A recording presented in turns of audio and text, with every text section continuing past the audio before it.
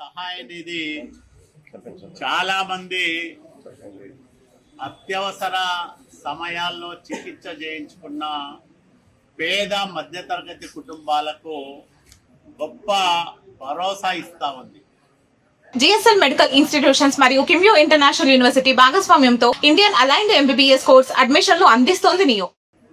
అనేక మంది ముఖ్యమంత్రులు అయినప్పటికీ, చాలా ప్రభుత్వాలు మారినప్పటికీ, చంద్రబాబు నాయుడు గారి నాయకత్వంలో కూటమి ప్రభుత్వం ఏర్పాటైన తర్వాత ఈ 2 సంవత్సరాల కాలంలో ఎప్పుడూ చూడనంత ఎక్కువ సహాయం ముఖ్యమంత్రి సహాయ నిధి నుంచి ఇప్పుడే చూడగలుగుతా ఉన్నాం.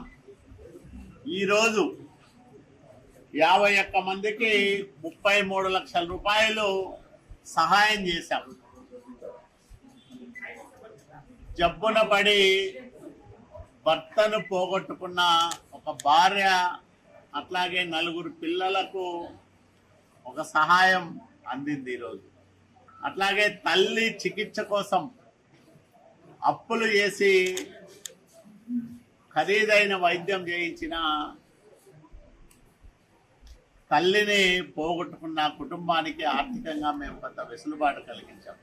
ఇట్లా అనేక కుటుంబాల్లో ఈరోజు అప్పులు తీర్చడానికి, అట్లాగే వాళ్ళు పెట్టుకున్న ఖర్చులో కొంత వాళ్ళు తిరిగి పొందడానికి ఈ ముఖ్యమంత్రి సహాయ నిధి ఎంతో అవకాశం కల్పిస్తూ ఉంది. రాయదుర్గం నియోజకవర్గంలో 531 మందికి 3,32,57,000 రూపాయలు ఇప్పటిదాకా అందజేశాం ఈ 2 సంవత్సరాల కాలంలో.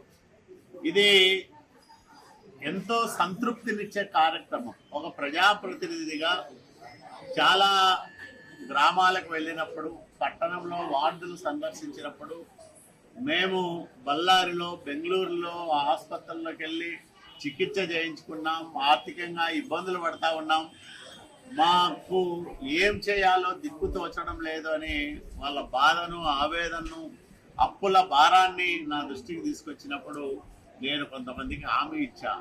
అట్లాంటి వాళ్ళ వ్యక్తిగతంగా ముఖ్యమంత్రికి వాళ్ళ కష్టాలు చెప్పి వాళ్లకు మామూలు కన్నా ఎక్కువ సహాయం పొందే విధంగా చూడగలుగుతా ఉన్నాం. అంటే ప్రజలు మాకిచ్చిన అవకాశాన్ని, వాళ్ళ ప్రతినిధిగా, ఎమ్మెల్యేగా నన్ను గెలిపించుకున్నందుకు రకరకాల రూపాల్లో వాళ్ళందరికీ ఇలాంటి సహాయాలు చేయగలుగుతున్నందుకు చాలా సంతృప్తి కలుగుతూ ఉంది. ఈ సహాయం నిరంతరాయంగా కొనసాగుతుంది. ఇంకా ఎక్కువ మందికి ఈ సహాయాన్ని అందే విధంగా శ్రద్ధ చూపుతామని నేను మనవి చేస్తాను.